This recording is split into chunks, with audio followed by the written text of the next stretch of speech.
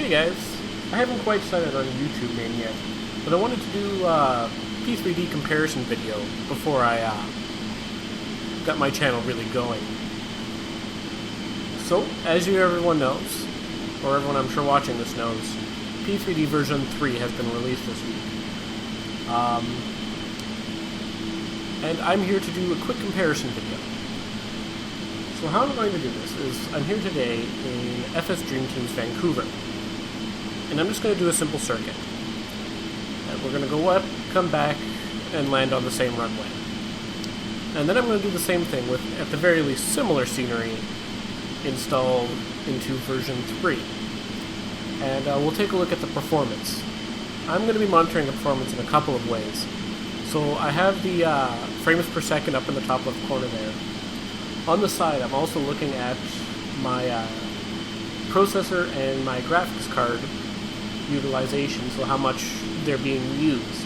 As well, I'm also looking at the virtual addressing space being used by Preparing 3D. Oh, P3D, sorry. So, just to give you a bit of a start, my core number 2 is almost parked at 100%. It's hovering between 95 and 100% right now. My graphics card is currently at around 70%, and the VAS is at 2.1 gigabytes being used right now, approximately. I'm going to, once we get up in the air, I'm going to give you guys another indication of how it's doing. And I'll also be posting my hardware specs below, so that way you can get a better understanding of what kind of hardware I'm running and how well it's performing with that hardware. So, we are already set up, ready to go on runway 13 here in Vancouver. So, without any delay, let's get going. So, in the cockpit you can see I'm getting a lower frame rate. That's to be expected with a nice, highly detailed 3D cockpit like PMDG loves to do. Flaps are set.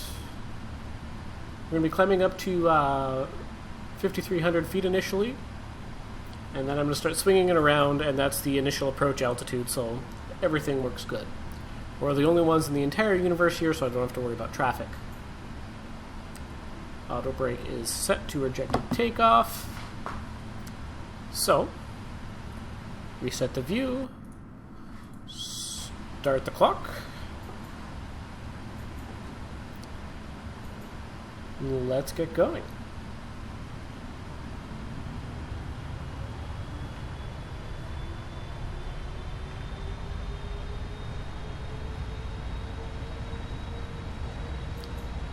Here's approximately 50% N1 stable.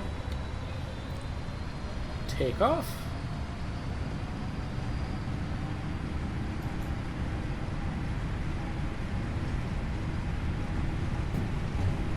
knots. V1. Rotate. V2. Positive rate.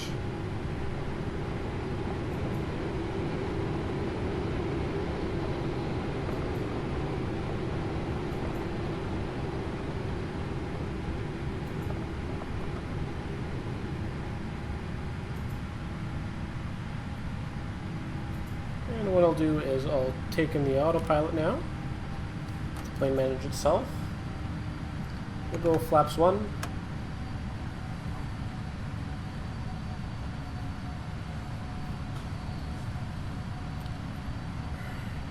And I'm actually going to intervene the speed a bit. There's no reason to go that fast. We're just doing a simple circuit. So we'll aim for about 230 knots. So, a little bit about me. I'm probably going to do another introduction video a little bit later on, just to give you a brief overview. So I've been doing flight sim for about 2 years now.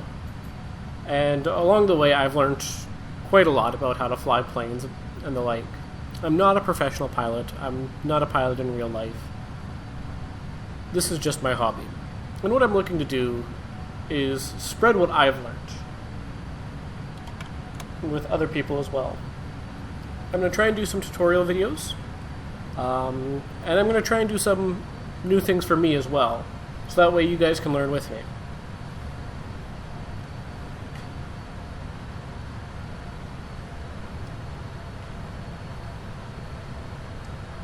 Alright, we're just coming up upon our altitude here. So what I'll do is I'll put it in heading select, turn out to the right here, so that way we don't crash into some mountains. Just to give you an idea of some of the add-ons I'm working with right now. So the weather is being done by Active Sky Next, and the clouds are being done by Rex Soft Clouds. I do also have Rex Texture Directs installed. As you saw on the runway, I might need to be tweaking that a little bit better. However, I'm going to be ditching version 2.5 here, hopefully within the next few hours, so decided to leave those as is. And we'll try and get things working better in version 3. Like I mentioned before, this is FS Dream Teams Vancouver. Very nice, high-quality airport. Up to 2.4. Swing it around a little bit more.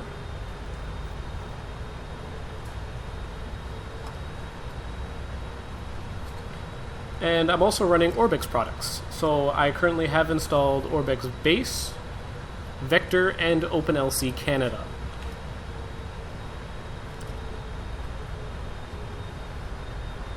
And as you can see, they actually start to really look really nice. I actually really love OpenLC Canada. I can't wait for it to come out in the States later this year. That'll probably be a day one purchase for me.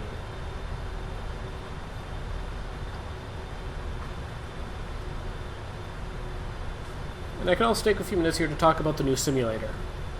So, version 3 is going to have is supposed to have some performance enhancements. One of the big ones is the VAS. So what happens is when you fly over a high fidelity airport, is it loads up the entire scenery, regardless of if you can't see it from clouds or not, what have you, it loads it. And it doesn't release it like you would expect. It holds that in memory for the remaining of your flight. And that's why people start to get out of memory errors as they fly over more and more sceneries. They have more and more scenery being loaded and getting in the way. Supposedly that's been fixed in version 3. I've seen some initial videos where people loaded up a very high fidelity airport, flew out over the water, and watched the address space goes down. And that's huge. That's going to be a huge thing. Because it's going to allow people to turn up their scenery settings without having to face those out-of-memory errors. Because before, that was the only real solution, was to try and reduce your scenery load. Just giving you guys a quick update. So, core number 2 is still parked at 100% basically. My GPU is down to about 50%. So, my frames are currently being maxed out by my processor. And my VAS space is still at around 2.1 gigabytes being used, which is about normal for me. You know, I haven't been plagued by out-of-memory errors because I like to keep my textures lower. I keep them at 1024 by 1024, where a lot of people try to do higher than that. I've always thought it looked fine, but I wouldn't mind trying to crank them up. Hopefully I can start to do that soon, actually. One of the other big improvements that's supposed to be coming out with the new version as well is offloading some of the loading onto the GPU rather than the processor again. So hopefully that'll give a little bit more breathing room. It'll increase my graphics card usage, trying to give me some better frame rates, hopefully, or at the very least smoother. A lot of people in the community love to chase the frame rate number. The frame rate number isn't completely useless number. It is meaningful, but if it's not smooth frames, it's nothing. I've had 30 frames a second where it would I would get micro stutters between the frames, and that makes it very hard to fly. Where when you start to and I've also had lower frame rates than that, but it was very smooth, very fluid. And with that, it becomes a lot easier to fly.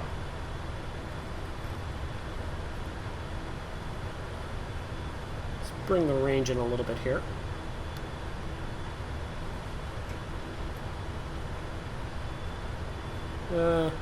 Maybe not quite. So what we're going to do is we're going to continue flying forward, and then we'll swing around into Nabok. We'll stay at this altitude, and then hopefully just before it we'll catch the glide slope and start our descent. Start getting ready for that a little bit now. Turn the auto brake on. I like to put it on 2. Going to the FMC blue flaps 25. So that gives us a VREF of 142 knots. So our approach speed, we're going to be aiming for 147 knots.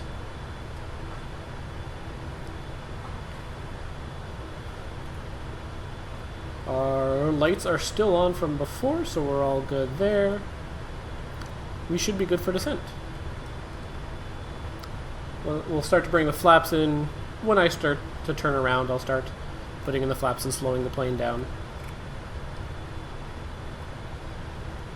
Now when it comes to compatibility with add-ons on version 3, there's been a lot of flurry on a lot of forums. I've done my best to stay informed. However, I do have a day job, so there is a limited amount of time I can spend. What I found out so far is that the obvious PMDG have released installers on Thursday, I believe it was, where you can install their aircraft right into version 3.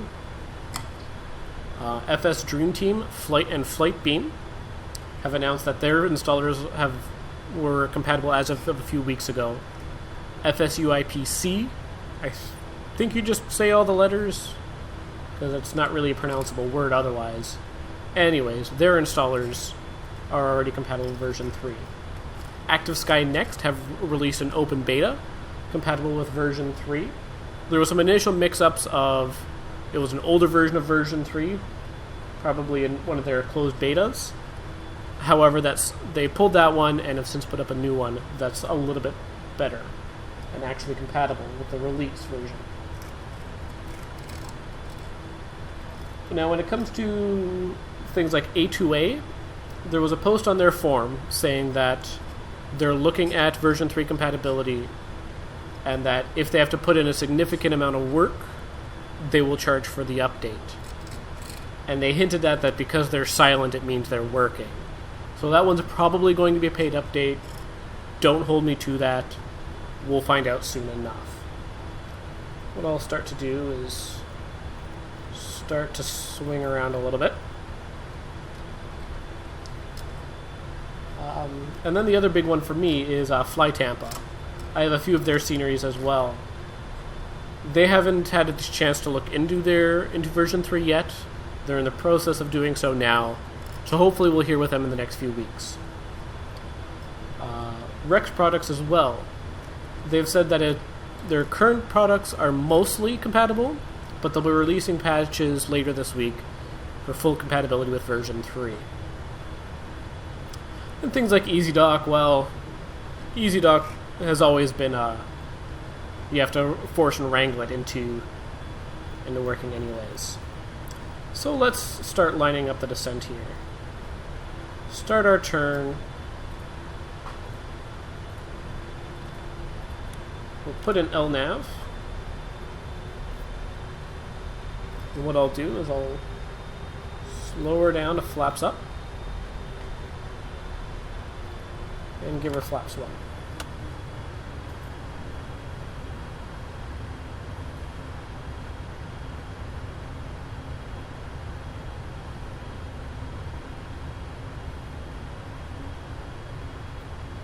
Really love the way the scenery looks here. It's a little bit stuttery in these clouds here. So, another quick update as we line up on the approach here. My virtual address space has actually gone down to 1.8 gigabytes. So, version 2.5 already seems to have a bit of the management, but we'll see if that improves any better in version 3. As well, once again, core number 2 is pretty much parked at 100%, and my graphics card is around 50% again. Alright, so as we start to line up here, I'm going to arm the approach. So that way we start on the approach. Slow her down to the flaps 1. Flaps 1 up speed.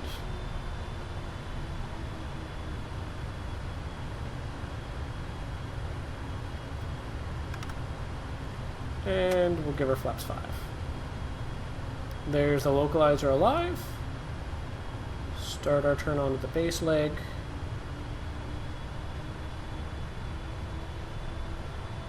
Looks like the glide slope's alive there too. We'll see if it captures.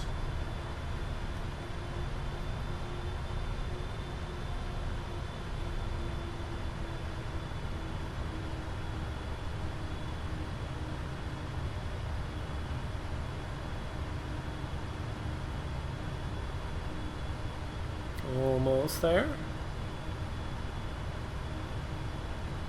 Start slowing down a bit some more. Cabin is now ready.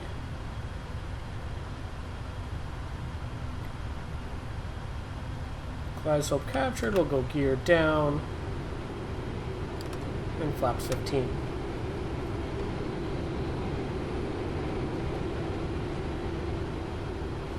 What I'll do now is I'll bring her down to our approach speed of 147. And then just watch our speed, make sure we're bringing in flaps as we go down. So we're lined up for the descent. Gear is down, flaps are on the way, lights are all on, we're good to land.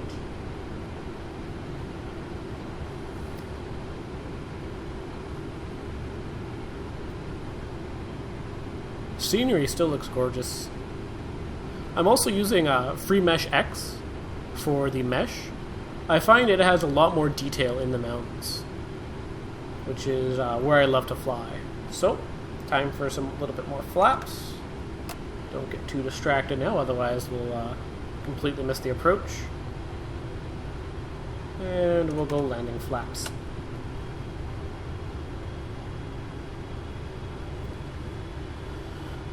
Alright, so we are currently 13 miles out and we're actually already ready for approach.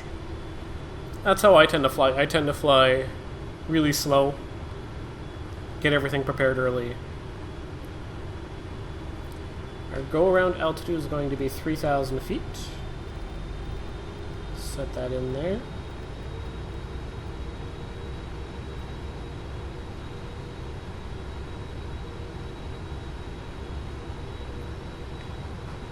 Oh, auto brake got set to 3 accidentally. Whoops.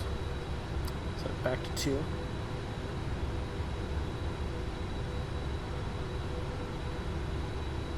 I haven't put a decision height in there. Decision height's going to be 200 feet.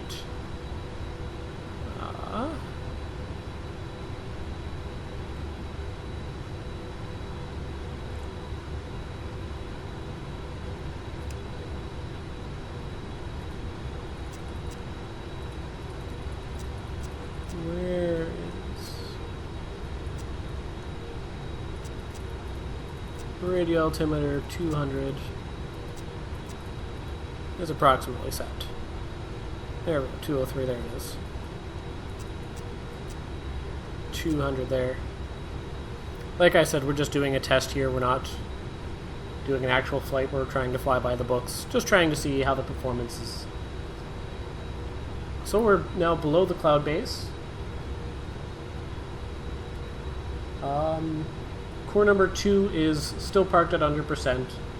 Core number 4 and 6 are fluctuating between 40 and 100. So we're starting to see some utilization of other cores as well.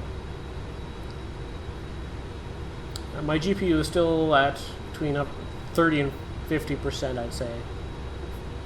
between 40 and 50 now. And we're getting about 30 frames a second. 2,500. 2,500 feet there. What'll happen is at 1,000 feet I'll take over for the landing.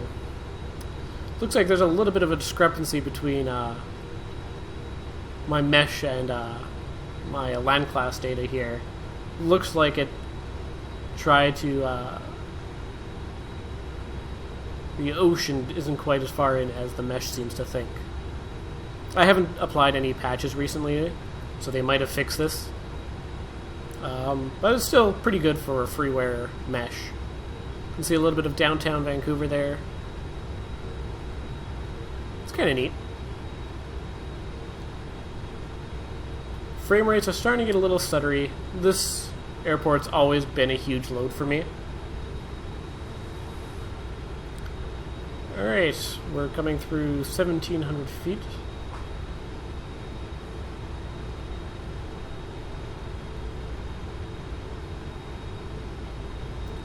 Five miles out.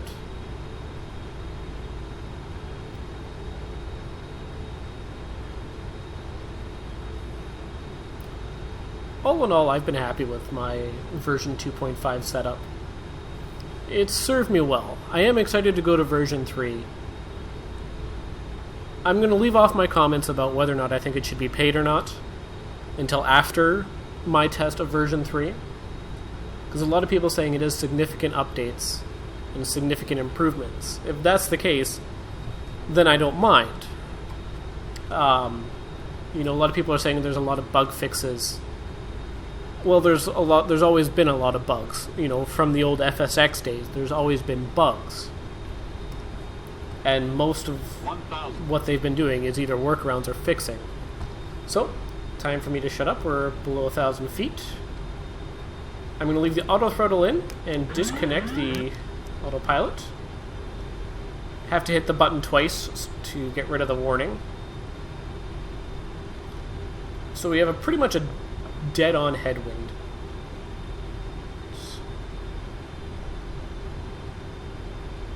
Which makes the approach a little bit easier.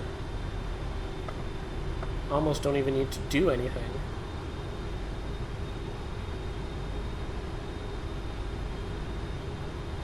Of course, I say that as I start to lose the glide slope a little bit.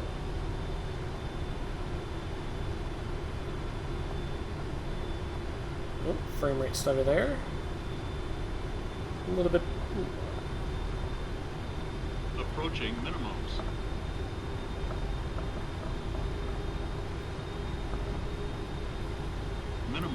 Landing. A little bit off the center line.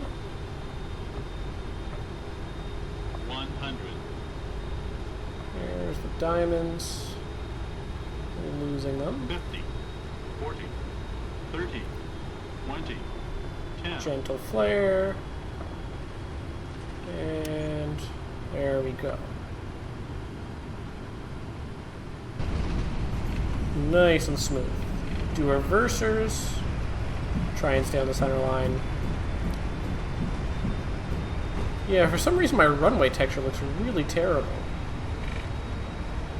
Alright, coming up on the end of the runway here. Manual braking. Stow everything. I forgot the spoilers, that's what I forgot. Whoops. Well, that's the way it goes. So, I'll just taxi off the runway here.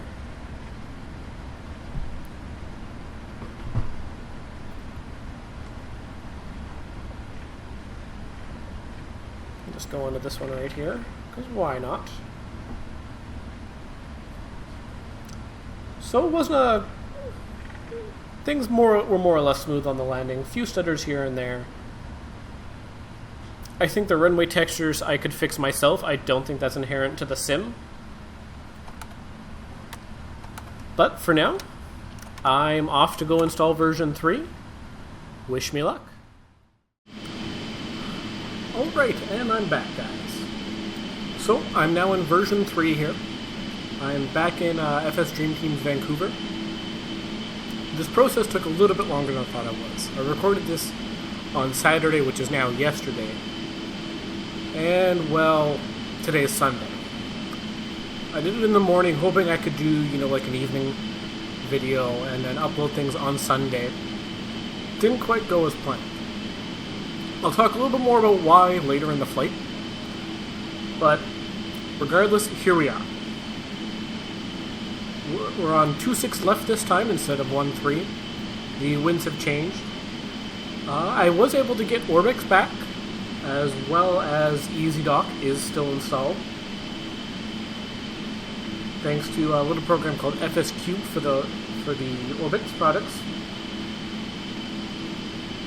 I have Rex Textures Direct installed as well. So, once again, I've already preset everything up because this isn't a video about how to set up a flight like this. It's a video about P3D. So, everything should be good to go. Let's start the clock. And so, just before I do this, I'm going to give you an update on how my sim is performing. As you can see, we're getting around 40 frames a second again this time. Once again, my GPU is around 40%, and core number 2 is parked at 100. Interesting thing here, though, is my VAS. I'm currently at 1.8 gigabytes. So this is already 200 megabytes less than it was last time. Granted, I don't have all my sceneries installed properly, things like that, so that may go up. But one of the notes is that it shouldn't go up substantially. One of the new features is that you don't have to disable sceneries to once again avoid the added memory thing. Is that it only loads what it needs to load. So, with that update, let's set some thrust.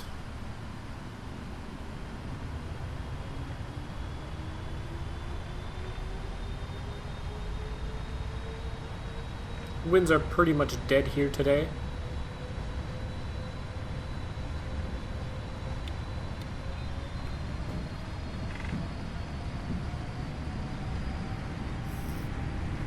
Thrust set. Stay on the center line, 80 knots. V1. Still have to configure my settings for the callouts, apparently. That's okay.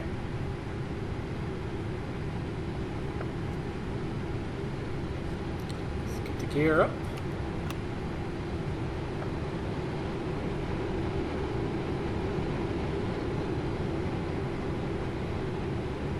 What we'll do is we'll put the autopilot in and give her flaps on. So we're going to be going back to do the ILS 2.6 left approach this time, so we're only going to be at 3,000 feet.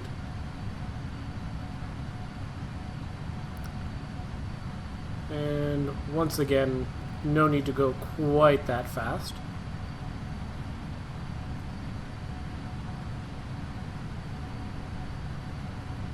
And we'll go flaps up here because we're going to start accelerating pretty fast here. So as I mentioned, I was actually able to get my Orbix product installed thanks to FSQ. I'm going to put a link in the notes below with the product. So what this product does is it takes a snapshot of your entire library and compresses it a little bit and saves it. And then what you can do is you can then restore from that as well. They do have tools for both version 2 and 3 already out and already working. Start to spin around. And I was able to do that. The process itself wasn't complex. It was actually very simple. However, it just took bloody forever. It took me a couple of attempts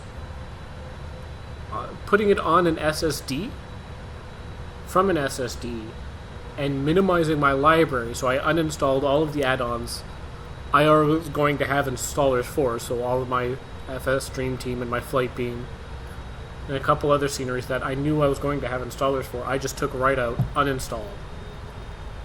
So that way all it had to save was the base products, Orbix products, and my Fly Tampa products. I did just quickly load into Fly Tampa's Toronto, YYZ, and I was getting decent performance in there. So I haven't done a flight there yet. Maybe that'll be my next video. That is currently my home airport, so I wouldn't mind doing that. But just be forewarned, if you are going to do that, that it does take a long time. It took me about 4 or 5 hours for the backup. As I mentioned before, I do have EasyDock running as well. EasyDock was surprisingly simple. I'll also put a video link below of the one that I used to get EasyDock running. It was just a matter of copying a few files around. Quite simple, actually.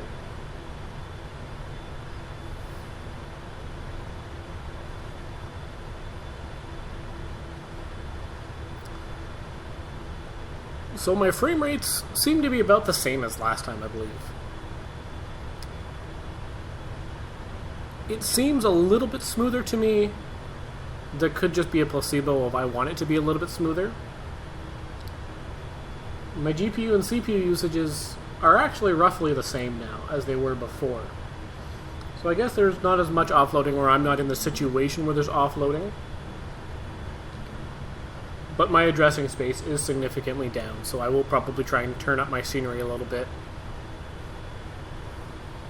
My scenery settings, increase texture resolution, the whole shebang.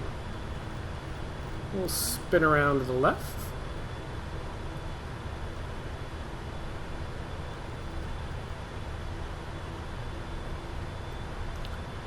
Get ready for landing, put all the settings in and the like. Once again, we'll do a flaps 25. The winds are fairly calm.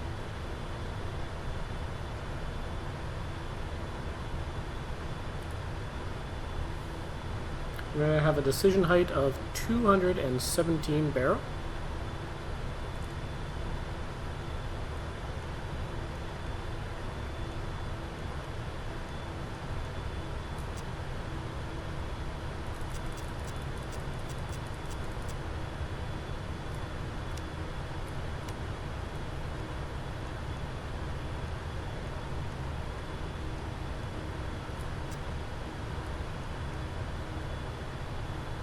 Oop, too far. Way too far there.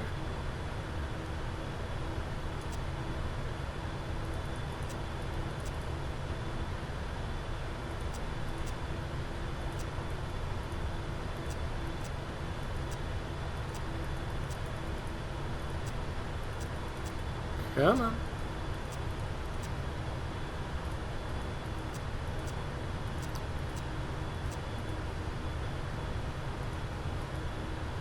Close enough. It's actually 210 feet plus 7 foot altitude, so 2 feet isn't really going to make a huge difference in a 30-foot tall plane. And I did also manage to get Active Sky Next installed. That one was actually the worst problem for me. I kept, every time I would load the sim, I would get an error saying that logging wasn't enabled. It would try to install the SimConnect or its internal SimConnect twice every time. And then I would get an error message, something along the lines of it was unable to modify the weather files. What I had to do was I had to do a complete clean install. So I installed the base, the stable version of Active Sky Next, and unchecked the Open Active Sky Next at the end, or Launch Active Sky Next. Do not launch it until you have installed the open beta. Then you can open up Active Sky Next. Worked like a dream for me. Installed quite beautifully using that process. Took me a while to figure that out, though.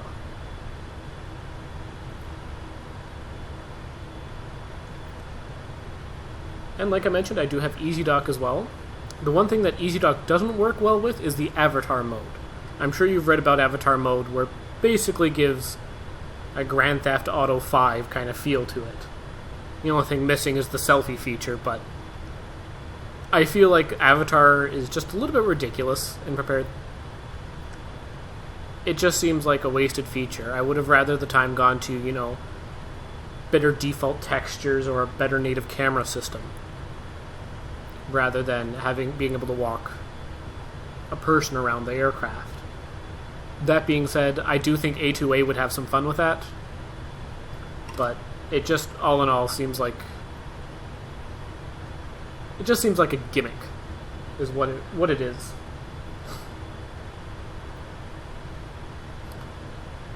You know, maybe in the near future EasyDock will come out with a new beta, or even a version 2 that's been rumored for a few years now, but hopefully they'll come out with an update soon that works with it for those of you that do want it.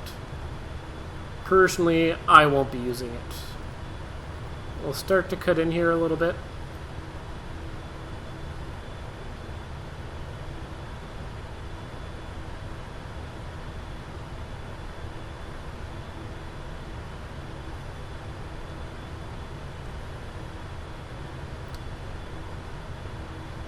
So once again, my virtual address space really hasn't moved. It's gone up to 1.7 gigabytes, back down to 1.6. My GPU usages have been fairly consistent around 50. By the way, I'm using NVIDIA Inspector to view my GPU usage, and just a resource monitor to monitor my CPU usage. And once again, it's fairly similar to what it was last time. As far as the tweaks I have installed, I'll just get us going on the ILS first. As far as the tweaks I have installed, the only tweaks I have done in both versions, version 2.5 and 3, has been the affinity mask. That's the only one I've added. And as well, I've also added in version 2.5, I also had optimized parts equals 1. That one was a huge one, I found.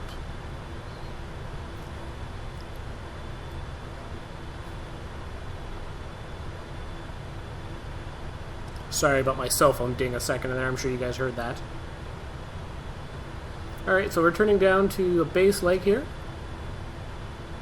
What we'll do is we'll slow down a little bit here. And we'll take in flaps 1.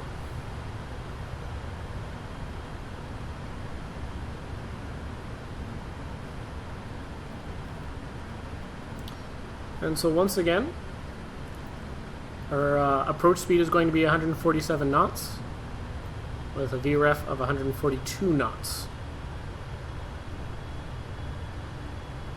Once again, the scenery looks good.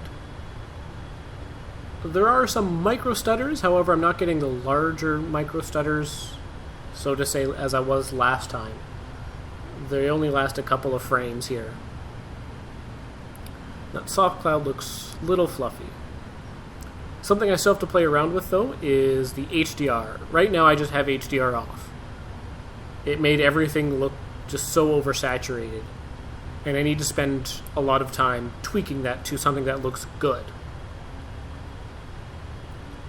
I'm excited about that because HDR never looked good to me in version 2.5, personally.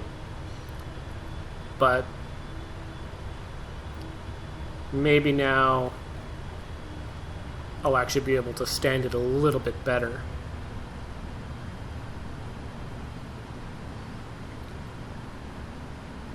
Arm the speed brake this time.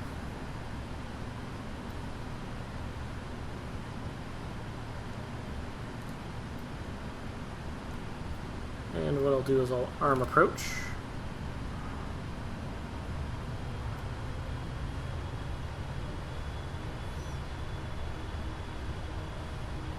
Turning on here. Currently 14 miles out, a little over.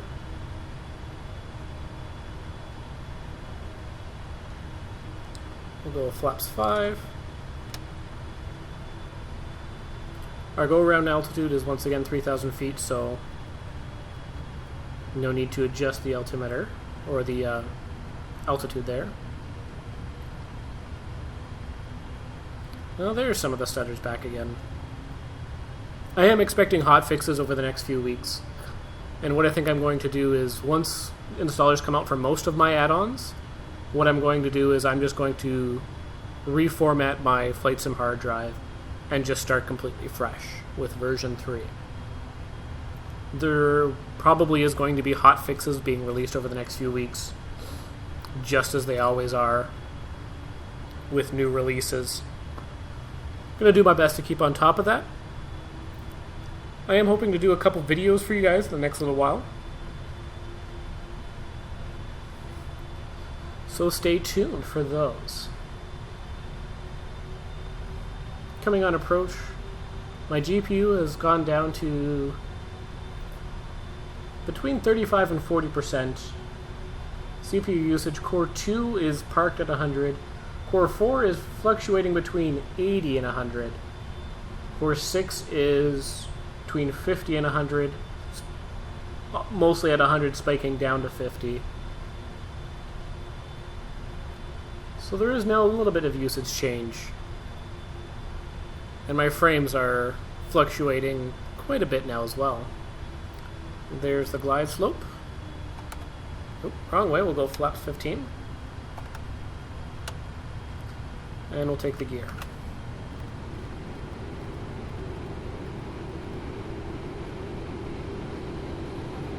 Flaps 20 there.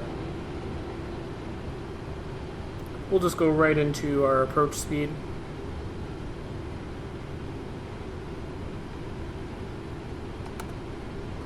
Flaps 25 there. 2,500.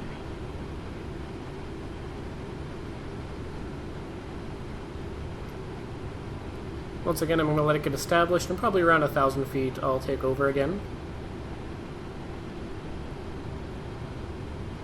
Another thing I wasn't able to get working was Navigraph data for the PMDG 777 here.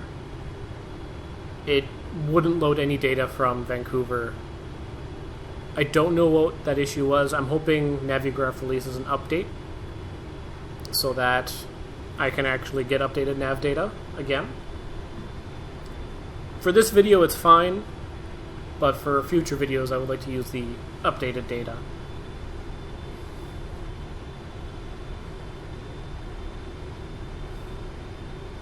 Alright, we're descending quite nicely. We're at our approach speed. Auto brake is set, gear is down, flaps are set, speed brake is armed. We are good for landing.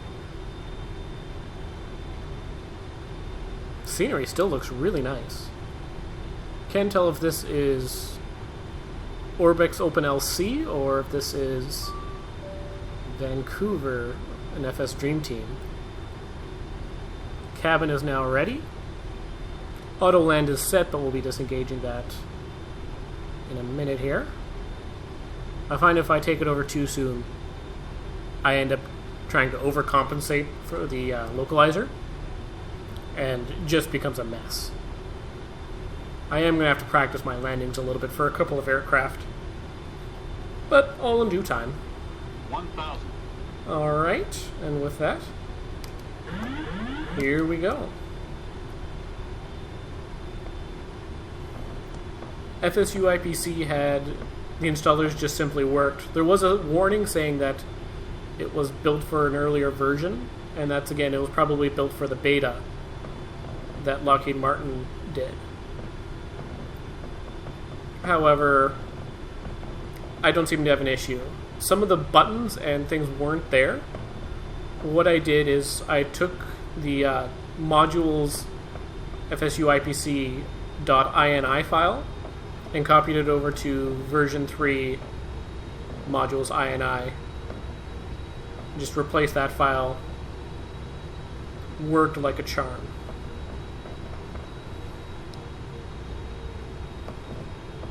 Getting a little off the localizer here. Let's correct for that. Landing. We're a little off center, but that's still fine. 100.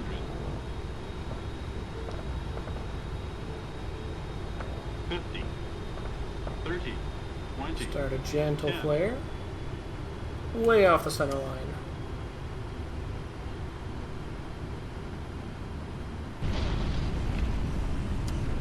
Reverser's green. Slowing down nicely here.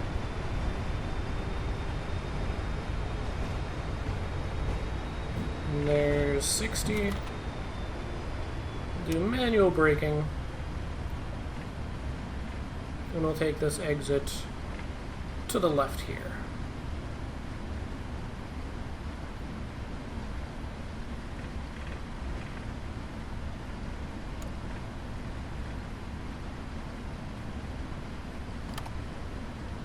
Bring our flaps in. Once again, we'll just stop before this runway over here. Whoops, way off the line there. Or this taxiway here. We'll turn onto it, because why not? There's the runway.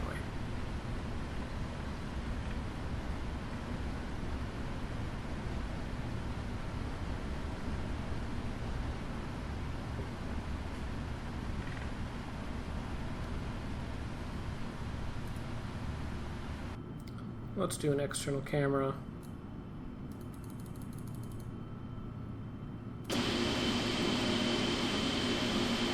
So, there's that.